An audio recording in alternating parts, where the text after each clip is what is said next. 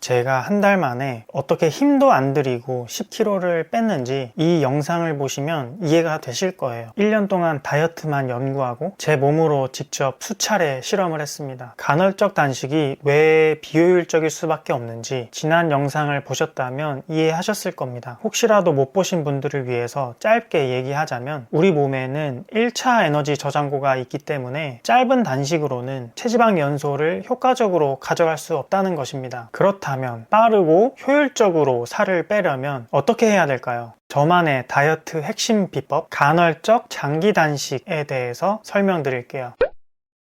일단 저는 제가 추구하는 다이어트에 대한 기준을 세웠습니다. 기준은 총 5가지인데 들어보시면서 이 기준이 모두 마음에 드시는지 한번 생각해 보세요. 첫 번째, 부작용입니다. 다이어트를 하고 나서 부작용이 없어야 돼요. 만약에 부작용이 있다면 그 정도가 감내할 수준이어야 합니다. 두 번째는 효율성입니다. 노력 대비해서 효과가 좋아야 되고 요요가 오더라도 같은 방법으로 뺄 수 있어야 됩니다. 세 번째는 동기부여입니다. 단기적 효과가 눈에 보여야 되고 체중의 변화를 통해서 동기부여를 받을 수 있어야 한다. 네 번째는 식욕 조절입니다. 다이어트는 체중만 감량하는 것이 아니라 식욕도 조절이 돼야 된다. 마지막으로 5번째는 자연적이어야 한다는 겁니다. 어떤 인위적인 약물이나 시술이 아니라 내 몸의 작동으로 인해서 살이 빠져야 한다. 이 5가지 기준에 따라서 판단을 했을 때 결론적으로 저는 간헐적 장기 단식이 가장 최선의 방법이라고 생각합니다. 간헐적이란 말은 사람에 따라서 3개월이 될 수도 있고 6개월이 될 수도 있고 1년 아니면 몇 년이 될 수도 있어요. 평소와 다르게 살이 좀 쪘다거나 다이어트의 필요성을 느낄 때, 그리고 동시에 몸이 준비가 됐다면 그때 장기 단식을 하면 됩니다. 장기 단식이라고 해서 꼭 며칠 이상 해야 한다 이렇게 정해진 것은 없고요. 하는 사람의 상태와 상황을 보면서 해야 되는데요. 그래도 너무 길지 않게 한 번 할 때 2주 이내로 합니다. 만약에 그보다 단식이 더 필요하다면 적절한 유지기를 가져서 내 몸이 현재 내 체중에 좀 적응을 한 다음에 다시 장기 단식을 하는 그런 과정이 반복됩니다. 앞서 말씀드린 5가지 기준에 따라서 간헐적 장기 단식을 해야 하는 이유를 오늘 정리해 볼게요. 첫 번째는 부작용에 대한 오해입니다. 장기 단식이라고 하면 많은 분들이 이렇게 말씀을 하십니다. 그렇게 굶다가는 몸이 망가진다. 이게 장기 단식에 대한 가장 큰 오해인데요. 단식을 잘못할 경우에는 그렇습니다. 특히 물 단식을 오래 한다던가 배고픈 걸 참고 견디면서 하는 분들이 있어요. 우리 몸의 70%가 물이라고 하는데 물 단식을 하면 위험한 게 이 몸속 수분의 염도 조절이 어려워지고 전해질이나 이런 영양 불균형이 올 수도 있기 때문에 오래 하면 위험합니다. 무작정 굶는 게 단식이라고 생각하시는 분들이 잘 모르고 배고픈 거 참아가면서 그렇게 하시는데 저는 절대 그런 단식을 추천하지 않습니다. 두 번째는 단식으로 살을 빼면 요요 현상이 온다는 얘기도 있습니다. 사실 제가 처음 단식을 했을 때 직접 요요 현상을 겪었어요. 근데 지금에 와서 생각을 해보면 그때 요요가 왔던 이유는 단식으로 살을 뺐기 때문이 아니고 단식하기 이전의 식습관으로 돌아왔기 때문입니다. 장기 단식을 하게 되면 우리 몸이 체지방을 분해한 연료인 케톤체라는 거를 주 에너지로 사용하게 됩니다. 탄수화물이 아니라 지방을 우리 몸의 주 연료로 사용하게 되는 거죠. 요요 현상이 왔다는 건 지방을 태우는 지방 대사가 유지되지 못하고 포도당을 메인으로 사용하는 그런 탄수화물 대사로 돌아왔기 때문입니다. 이렇게 당을 주 연료로 사용하게 되면 혈당의 변화가 커지기 때문에 공복감이 금방 오거든요. 지방 대사를 계속 유지를 하면 혈당이 거의 올라가지 않은 상태에서 에너지를 계속 얻기 때문에 공복감이 찾아오는 주기가 훨씬 느려집니다. 제가 살을 빼기 전에는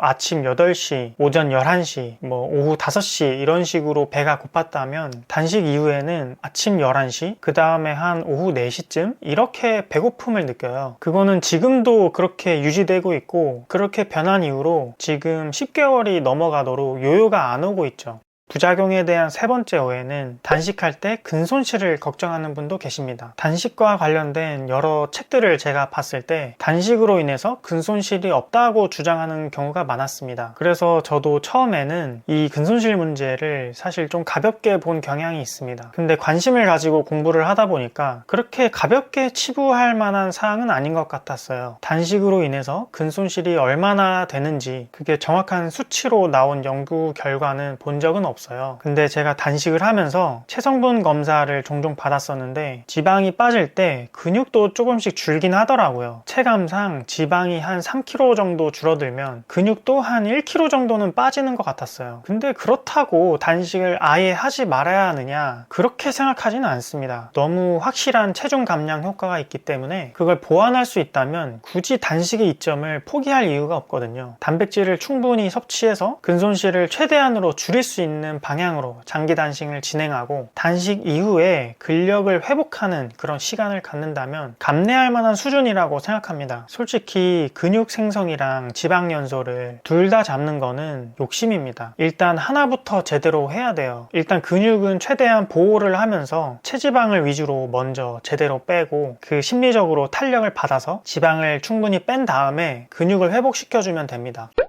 장기 단식을 해야 되는 두 번째 이유는 이게 너무나 효율적이기 때문입니다. 저번 영상에서 말씀드렸던 것처럼 대략 48시간 정도는 단식을 해야 드디어 체지방이 사용되기 시작하거든요. 이렇게 대사적인 임계점을 돌파하는 첫 48시간의 단식이 전체 과정 중에서 가장 힘듭니다. 왜냐하면 몸무게도 정체되어 있고 배고픔도 가장 크게 느껴지는 시기고 식욕도 남아있기 때문이죠. 단식을 하는 동안 식욕이 어떻게 변하는지 그걸 나타낸 그래프가 있습니다. 우리 몸의 식욕 호르몬인 그렐린이라는 호르몬의 변화를 보여주는데 단식이 길어지면 길어질수록 이 식욕 수준이 줄어든다는 걸 알 수 있죠. 힘들게 단식을 해서 이렇게 지방을 연소시키는 상태, 이 임계점을 돌파했다면 그 상태를 최대한 오래 유지해서 체중 감량 효과를 극대화시켜야 됩니다. 장기 단식은 이 상태를 오래 유지하기 때문에 간헐적 단식보다 수십 배는 더 효율적입니다. 이때는 운동도 심하게 하면 안 되거든요. 왜냐하면 운동을 했을 때 이 상태를 유지하는 게 방해가 될 수 있기 때문입니다. 운동선수가 아닌 이상 운동으로 살을 빼는 것보다 이 상태에서 지방이 분해되는 속도가 훨씬 빠릅니다. 그리고 자신의 대사 상태만큼 빠지기 때문에 내 몸이 살 빠지는 속도를 알 수 있죠. 다이어트에 있어서 이 점은 정말 획기적인 장점입니다. 왜냐하면 효과도 큰데 내가 며칠을 했을 때 살이 몇 킬로 정도가 빠질지 대략적으로 알 수 있다면 실패할 가능성이 사실 거의 없죠.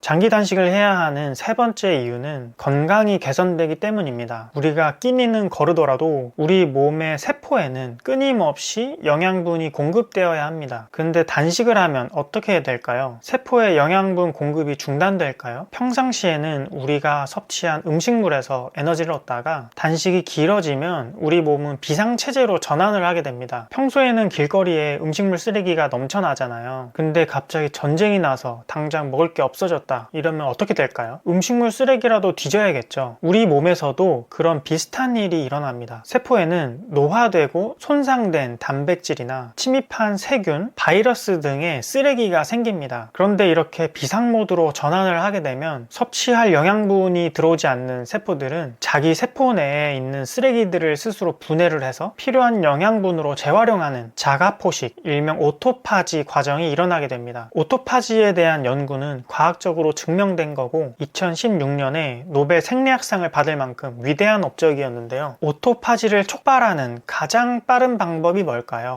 네, 단식입니다. 절대적인 영양소 결핍이라는 극단적인 상황에서 우리 몸은 평소와는 전혀 다른 방식으로 돌아가게 됩니다. 그런 적응성이 있기 때문에 우리의 생존 가능성이 높아지는 거고 부가적으로 세포도 정화되는 효과가 생기는 거죠. 단식을 하는 사람들에게서 공통적으로 나타나는 현상인데 단식을 하고 한 3, 4일 차 정도부터 여드름이 들어가고 피부가 깨끗해지는 걸 볼 수 있어요. 이 오토파지 현상으로 몸에 염증이 줄어들기 때문입니다. 이런 장점이 있기 때문에 단식은 질병을 치유할 때 쓰이기도 합니다.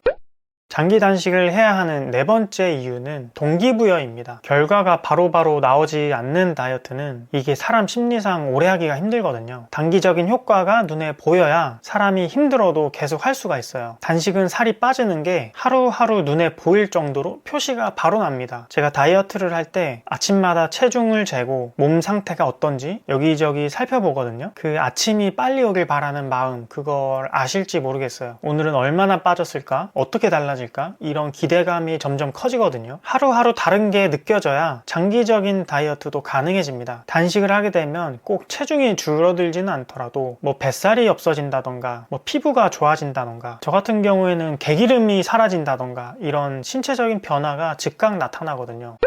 장기 단식을 해야 하는 마지막 다섯 번째 이유는 식욕이 제어되기 때문입니다. 저는 이렇게 살을 뺀 이후에 거짓말처럼 식욕이 사라졌습니다. 내 몸이 돌아가는데 내가 먹었던 것만큼 그렇게 많은 음식이 필요한 게 아니더라고요. 말씀드렸던 것처럼 배고픔 자체도 한 5시간, 6시간 간격으로 느껴져요. 막 급하게 배고파지는 게 아니라 되게 천천히 완만하게 옵니다. 예전에는 막 환장하면서 먹었던 음식들을 지금 봐도 굳이 저걸 꼭 먹어야 될까? 이렇게 참고 넘어갈 수가 있어요. 결국에는 중독을 일으키는 음식에 대해서 우리가 너무 취약하다는 게 문제인 거잖아요. 단식을 하면서 확신을 하게 된 게 하나 있는데 우리가 많이 먹기 때문에 많이 먹게 된다는 것입니다. 원인이 결과이고 결과가 원인이 돼요. 한동안 안 먹어보면 나중에는 정말 생각도 잘 안 납니다. 이게 일부러 참는 게 아니라 자연스럽게 피하게 된다는 점이 좀 중요한 것 같아요. 오늘은 간헐적 단식보다 수십 배 효과적인 간헐적 장기 단식에 대해서 전반적인 내용을 다뤄봤는데요. 먹을 때마다 살찔까 걱정하고 먹기도 전에 스트레스 받잖아요. 장기 단식을 간헐적으로 한번 제대로 하면 오랫동안 다이어트에서 해방된 상태로 살 수 있어요. 만약에 살이 찌면 또 다시 하면 되니까 요요 걱정도 없습니다. 건강에도 좋고 효율적이고 동기부여도 되고 식욕도 조절이 되고 이게 장점이 너무 많아서 이걸 다 표현하기가 어렵네요. 근데 왜 다들 안 할까요? 생소하기 때문입니다. 안 해봤기 때문이에요.